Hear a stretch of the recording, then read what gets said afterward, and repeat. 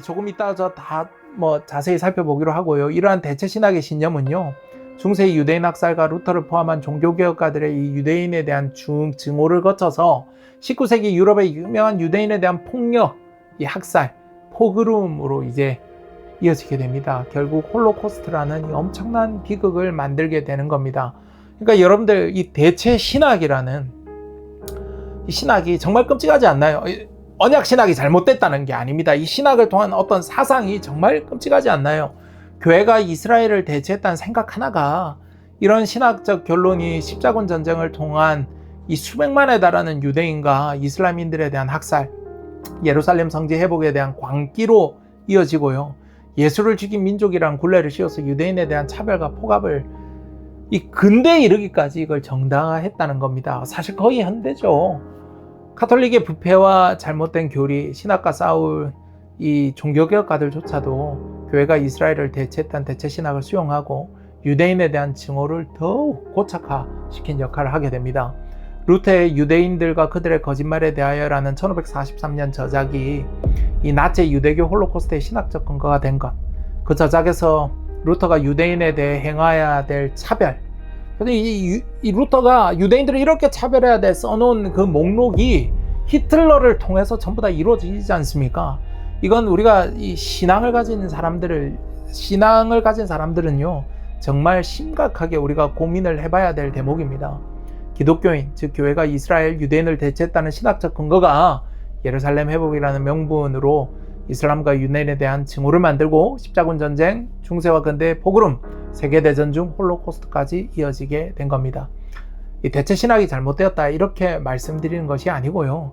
신학적 해석의 이 잘못된 극단적인 접근이 어떻게 비극을 만들어내는지에 대해서 여러분들께 설명드리는 겁니다. 오늘날까지도 기독교회가 이런 걸 닮아 있지 않습니까? 극단적인 증오와 어떤 집단에 대한 적대감, 이런 것들이 정말 닮아 있는 것을 여러분들 아실 수 있습니다. 그럼 이 세대주의 신학은 어떤가요? 간단히 말씀드리면 세대주의는 역사를 좀 살펴봐야 여러분들이 세대주의에 대해서 이해하실 수 있지 않습니까?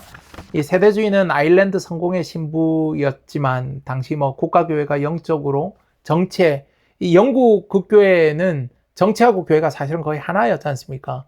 그러니까 이 국가교회가 영적으로 정치에 예속되어 있다고 느끼고 실망했던 존 넬슨 다비의 이 신부, 성공의 신부에 의해서 체계화되기 시작한 신학입니다. 기존 교회에 대한 어떤 염증에서 출발했기 때문에요. 기존 교파, 교단, 성직체계 이런 거 다 부정합니다. 극단적인 만인 제사장적인 관점에서 교회를 시작했습니다. 그래서 존 넬슨 다비의 신학적 사상과 넬슨 다비와 함께 했던 이들을 외부에서는요, 형제교회라고 불렀습니다. 그냥 다 형제니까. 논란의 여지는 있지만 한국의 많은 교회에서 이단으로 분류하기도 한 바로 그 형제교회입니다. 참고로 미국에서는 이단으로까지는 분류되지 않았습니다. 한국에서는 이단이다라고 얘기를 하지만요. 이 넬슨 다비가 성경적 시대를 신학적으로 구분하면서 세대주의 신학을 체계화하고 이스라엘과 교회는 별개라는 이 교리를 완성합니다. 성경은 오류가 없는 문자 그대로 읽는 이 교리 역시 또 완성하게 되는데요. 1820년대 시작된 형제교회 운동은 100여 년이 지난 후에 이 각기 이제 중국과 미국을 중심으로 다시 전 세계로 퍼져나가게 됩니다. 형제교회 창시자인 존 넬슨 다비의 사상은 1909년 스코필드 주석 성경을 발행한 스코필드에 의해서 미국의 뿌리를 내리게 됩니다. 존 넬슨 다비와 스코필드의 계보를 잇는 이들이 오늘날 미국에서는 세대주의적 근본주의자로 불리는 이들입니다. 기독교 시오니스트들도 마찬가지고요. 존 넬슨 다비의 사상에 감동을 받은 이 워치만 리가 중국에 전파하면서 나름의 이 영성과 한 지역에 한 교회만 있어야 한다는 생각을 더한 것이 바로 지방교회입니다. 중국이 공산화하기 직전 워치만 리의 제자 휘틀리스 리가 대만에서 본격적인 사역을 하면서 폭발적으로 성장하게 되는데요. 이때 성장한 지방교회는 오늘날 우리나라를 비롯한 수많은 나라에 들어가 있고 미국에서는 리빙 스트림 미니스트리라는 단체로 아직까지 왕성한 활동을 하고 있습니다. 네, 여러분들 그 형제교회, 지방교회, 이 세대주의자 사실은 한 뿌리로부터 시작되는 걸 아는 사람이 생각보다 많지는 않습니다. 제가 자주 비평하는 세대주의자들도 넓게 보면은요, 존 넬슨 다비로부터 시작되었다고 할 수 있습니다. 혹시 직간접적으로 지방교회, 형제교회, 세대주의 교회까지 한번 다 다녀보시거나 이런 분들이 뭐 있을까 모르겠지만요. 그들의 메시지를 들어보신 분들은요, 딱 이해가 되실 겁니다. 국내에서 논란이 많은 지방교회, 형제교회, 세대주의 교회, 이 사람들이 주장하는 것들이 뭔가 어딘가 묘하게 같은 이야기, 그리고 맥락이 비슷한 이야기를 한다라고 생각을 하신 분들이 있으면요, 정확하게 이해하신 겁니다. 이들 모두가 사실은 한 뿌리로부터 갈라져 나온 신학을 근간으로 하고 있기 때문인데요. 형제교회, 지방교회, 미국의 근본주의, 세대주의 이 신학을 살펴보면 정말 말세관, 이스라엘과 교회에 대한 태도 등이 정말 똑같습니다. 유사한 것을 넘어서 거의 똑같은데요. 같은 뿌리에서 자라나긴 했지만요. 문제는 이 세 교회가 방향을 각각 좀 달리 하게 됩니다. 형제교회는 조직과 형식을 배제하고 성경 공부와 경건에 집중하는 정직한 그리스도인을 지향했습니다.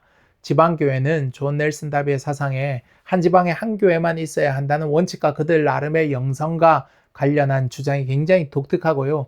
이게 일본에서 또 발전된 것들을 공부해보면 굉장히 재밌는데 다음에 한번 다루겠습니다. 형제교회와 지방교회는 경험해 보신 분들은 아시겠지만요. 여기 출석하시는 분들 보면요. 굉장히 신사적이고 배운 분들이 많습니다. 성경 공부에 열성적이고 열정적이고 정치적 문제나 뭐 과격한 행동주의와는 거리가 있는 분들입니다. 이미지상으로 생각을 하면요. 전형적인 신사숙녀의 모습으로 그려지는 분들이 형제교회, 지방교회 그런 분들입니다. 그런데 미국으로 넘어간 이 세대주의는요. 존 넬슨 다비가 구축한 형제교회의 이 성향, 그리고 이 직간접적 영향을 받은 지방교회 성향을 완전히 벗어나게 되는데요.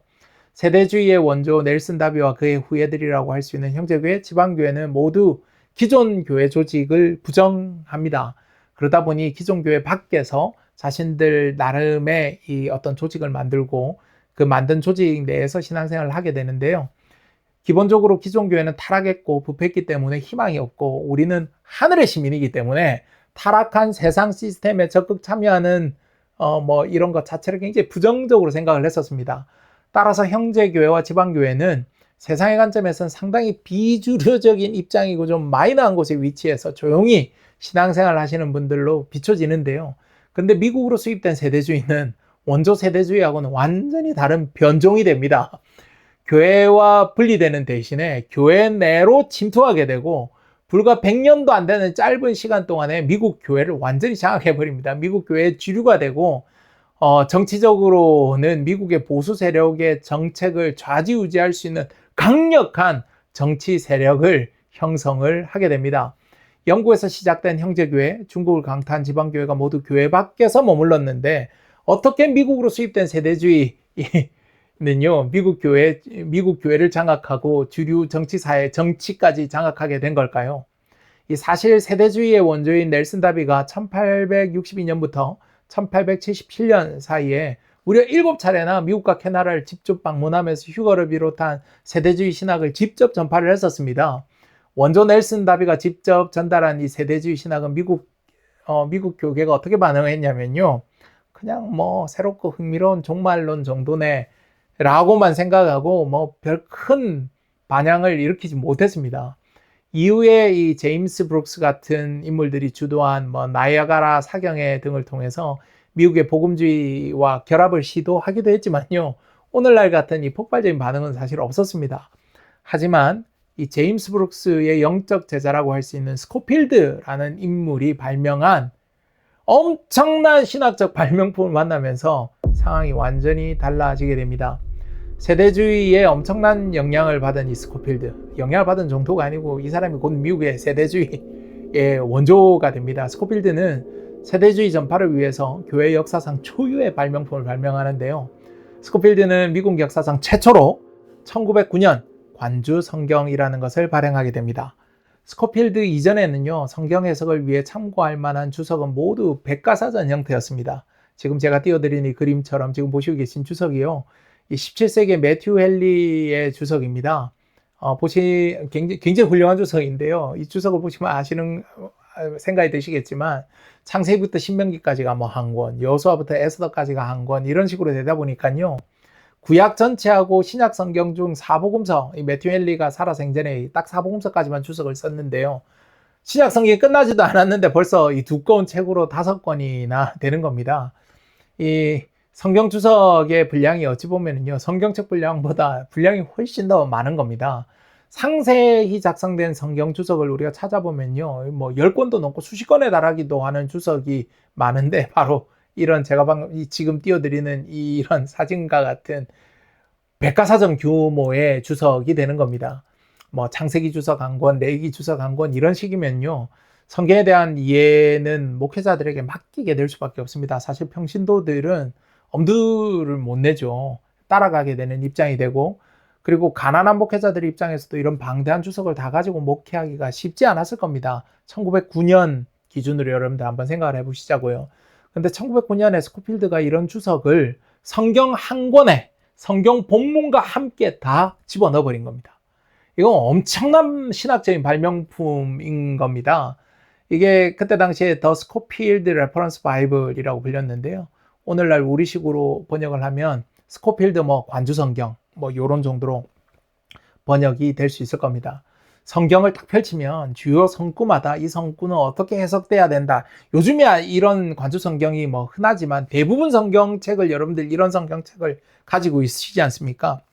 근데 1909년 이전에 미국에서는요, 이런 성경이 없었습니다. 그러니까 이게 굉장히 혁명적이었던 겁니다. 성경을 딱 펼치면 주요 성구마다 그 성구는 어떻게 해석해야 된다라는 코멘트가 다 명확하게 나오는 겁니다. 창세기 몇 장 몇 절은 무엇을 뜻한다, 어떻게 봐야 된다 이렇게 되어 있으니까 이 스코필드 레퍼런스 바이블 하나만 사면 목회자들이든 뭐 평신도들이든 교회에서 예배할 때, 집에서 예배할 때 언제든지 펼치기만 하면 가이드라인이 쫙 제시되어 있으니까 누구든지 성경을 이해할 수 있도록 된 것입니다. 문제는 앞서 이 스코필드가 존 다비의 영향을 받은 세대주의자였다는 겁니다. 그러니까 그 이전에 미국은 1909년 이전에 미국은요, 개혁주의가 거의 중심이었습니다. 그리고 뭐 뒤에 들어온 뭐 카톨릭이라든지 일부 성공회가 있었지만 이 칼빈주의의 영향을 굉장히 많이 받은, 그리고 뭐 일부 웨슬레안의 영향을 받은 그런, 이게 기존에 존재하던 이 신학들이 주류였었습니다. 그런데요, 이 스코필드가 이 관주 성경을 발행을 하면서 상황이 이제 바뀌기 시작합니다. 성경 주석의 모든 내용은 세대주의적 주해로 다 채워졌었습니다. 미국 교회는요, 이 주해가 평신도들 기준에서도 그렇고 목회자들도 이게 표준인지 아닌지 판단이 모호했던 겁니다. 근데 다음에 제가 좀 더 상세한 얘기를 말씀드리겠지만 이것만 가지고 단 10시간은 강의를 할 수 있으니까요. 다음에 별도로 말씀드리기로 하고요. 이 스코필드가 굉장히 똑똑한 것이 이 관주 성경을 옥스포드 출판사를 통해서 발간을 한 겁니다. 오늘날에도 옥스포드가 지니는 이 권위, 브랜드 파워가 엄청나지 않습니까? 그런데 오늘날은 뭐 하버드도 있고 뭐도 있고 뭐 명문대 워낙 많으니까 브랜드 파워가 나눠져 있지만, 옛날에 이 미국 식민지 경험을 가졌던 이 미국 입장에서 이 옥스포드, 이 캠브리지가 지니는 권위 있는 브랜드 파워는요, 엄청났습니다. 특히 성서와 관련된 어떤 이 관련된 이 서적들이 옥스포드 브랜드가 딱 붙으면요, 이건 검증이 됐다라는 걸로 받아들여졌습니다. 그러니까 옥스포드라는 브랜드 자체가 굉장한 이 권위와 검증을 상징을 했었고요. 미국 교회가 거의 무방비 상태에서 이 관주 성경을 거의 진리인 것처럼 받아들이게 됩니다. 그러다 보니까 세대주의가 교회 속으로 그냥 쫙 하고 침투하게 됩니다. 마치 트로이 목마와 같이 미국 교회에 자연스럽게 들어가서 장악하게 되는 결과를 낳게 된 겁니다. 뭐든 최초가 되는 것이 이렇게 중요합니다. 최초의 관주 성경에 의해서 영국과 아시아 다른 지역에서는요, 변방에 머무는 비주류에 불과했던 이 세대주의가 미국 교회를 의외로 손쉽게 장악하게 했습니다. 존 넬슨 다비의 성경 문자주의는 스코필드를 통해서 기성교회 내로 침투하면서 근본주의적 세대주의는 미국 우파 보수교회의 표준이 되게 됩니다. 넬슨 다비의 성경 주석을 잠시 살펴볼 텐데요. 지금 보고 계신 것이 창세기 15장 8절에 대한 주석입니다. 아브라함에게 본토 친척 아비 집을 떠나 하나님께서 보여줄 땅으로 가라고 명령하시는 그 부분인데요. 그 본문과 함께 아래 주석에서 이 본문이 세대주의의 네 번째 세대인 약속의 세대로 해석된다. 이렇게 써 있는 겁니다. 그러니까 1909년에 이 성경적인 상식이 없는 수많은 평신도들, 그리고 심지어는 목회자들까지도 이걸 그대로 수용을 하게 된 겁니다. 그리고 지금 보고 계신 부분이 창세기 12장 1절로 4절에 대한 주석 부분인데요. 아브라함에게 주신 말씀입니다. 그리고 너를 저주하는 자에게는 내가 저주하리라. 라는 이 구절과 관련해서 이 약속은 뭐라고 되어 있냐면요. 진짜 엄청난 얘기가 여기 써져 있습니다. 이 약속은 아브라함에게 한 약속이다 이렇게 해석하는 게 아니라 유대인이 온 세계로 흩어진 디아스포라의 역사 속에서 늘 놀랍게 성취되어 왔다. 유대인을 박해했던 민족들은 예외 없이 불행한 결말을 맞이했고 유대인을 보호했던 민족들은 번영을 누려왔다. 미래에는 이 원칙이 더욱 놀랍게 증명될 것이다 라고 해석이 되어져 있는 겁니다. 창세기 12장의 아브라함에 대한 약속을 오늘날 현대 유대인에 대한 태도로 연결하고 유대인을 박해하면 불행해지고 그러니까 저주받고 유대인을 보호하고 도와주면 번영한다는 겁니다. 축복받는다는 겁니다. 그리고 이 원칙이 미래에는 더욱 놀랍게 증명될 것이다 라고 딱 되어져 있는 겁니다. 국내의 세대주의자이자 크리스찬 시오니스트 목사들의 설교 제목을 한번 확인해 보실까요? 똑같습니다. 이스라엘을 저주하는 자는 하나님의 저주를 받는다. 이스라엘 회복을 위한 재정의 기름 부음이 있다. 이스라엘 회복을 위하면 하나님께서 집에 돈을 쏟아부어 주겠다. 이러는 내용들이 여기 있는 겁니다. 1909년 발간한 스코필드의 주석 내용을 그대로 반영을 하고 있는 겁니다. 바로 이런 신학이 미국 교회를 장악하고 CUFI로 불리는 미국 내 최대 규모 친이스라엘 단체 크리스찬 유나이티드 폴 이스라엘과 같은 이익 집단을 통해 미국 정치에 막강한 영향력을 행사하는 겁니다. CUFI는 가입 회원 수만 1,000만 명이 넘는 공화당 의원들이 가장 눈치를 보는 그리고 공화당 의원들에게 가장 큰 영향을 미치는 단체이기도 합니다. 한국 교회가 많이 착각하는 것이 미국 공화당 정치인들이 유대인들의 눈치를 많이 본다 이렇게 생각하는데 절대 그렇지 않습니다. 사실 유대인이 아닌 이스라엘을 무조건적으로 지지하는 미국 내 기독교인들의 눈치, 기독교 시원주의자, 시오니스트들의 눈치를 보는 것이 정확한 겁니다. Faith and Freedom Coalition 같은 단체는 복음주의자들의 투표를 독려하고 트럼프의 친이스라엘 정책을 지지하는 핵심 단체이고요. NRB는 기독교 방송인 협회로 미디어를 통해 시오니즘과 보수적 정치 의제를 확산시킵니다. 그리고 IFCJ는 기독교인과 유대인의 협력을 도모하고 이스라엘을 지원하는 구호 및 로비 활동을 하는 단체들인데요. 방금 설명드린 이런 이익 집단들, 이런 단체들이 미국 보수 정치인들의 목을 치고 있는 겁니다. 우리나라의 정치 시스템 하에서는요, 상상할 수가 없는 일이죠. 이명박 대통령이 소망교회 출석을 한다 안 한다로 논란이 되고 최근 이재명 대통령이 순복음교회 부활절 예배 참석한 것을 두고 보수교계가 순복음교회가 어쩌다 저쩌다라고 구설을 만들고 우리나라는 이런 정도니까요. 굉장히 상상하기 어렵습니다. 이런 기독교계 단체들이 정치인들의 목숨줄을 쥐고 있다는 게 이해하기가 굉장히 어려울 텐데요. 미국 공화당 유력 정치인들은요, CUFI나 앞서 말씀드린 이런 단체들 지원 없이는요, 살아남을 수가 없습니다. 이런 세대주의적 기독교 시오니즘 단체에서 트럼프 대통령의 1기, 2기 내각의 주요 인사들을 찾아보는 것이요, 어렵지 않은 이유가 바로 이런 데 있는 겁니다. 이런 신학적 배경을 통해서 미국민의 약 30에서 35%는 전 세계가 명분 없는 전쟁으로 비난하는 미국을 강력하게 지지하는 겁니다. 이스라엘을 지지해야 하고 나아가 곡과 마곡의 전쟁의 참가국인 이란을 때리는 것은 당연하다라고 여기는 것입니다. 트럼프 2기 내각의 대표적인 기독교 시오니스트인 전쟁부 장관 헤그세스는 과거에 이스라엘 방문 중에 성전산에 제3성전을 건립하는 것에 대해서 매우 긍정적인 발언을 한 적이 있었습니다. 온몸에 전투적인 기독교 근본주의적 문신, 아랍에 대한 조롱의 문신이 신앙적인 배경이 되고 있는 겁니다. 헤그세스를 비롯한 기독교 시오니스트들에게는요, 이란 전쟁은 일종의 중세의 이 홀리워, 성전과 같은 개념입니다. 따라서 기름값이 일시적으로 오르는 것 따위보다 신앙적 성취, 이스라엘의 회복, 제3성전의 건립, 휴거, 재림과 관련한 이슈가 훨씬 더 중요하게 작용을 하는 것입니다. 트럼프 대통령의 속을 전부 다 알 수는 없겠지만요.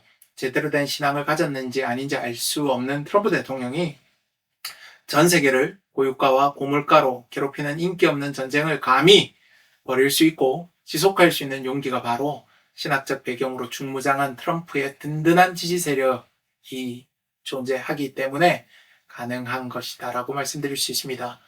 가까운 역사에서 미국 네오콘과 친이스라엘 정책이 조지 W 부시의 이라크 전쟁으로 이어졌다는 것은요, 공공연한 비밀입니다. 오늘날 이란 전쟁과 똑같이 네타냐후와 이스라엘과 이라크 전쟁도 똑같이 관련이 있었습니다. 미국의 전쟁부 장관 피트 헤그세스의 몸에는요, 십자군이 세운 이스라엘 왕국의 문장인 대형 십자가 문신이 있습니다.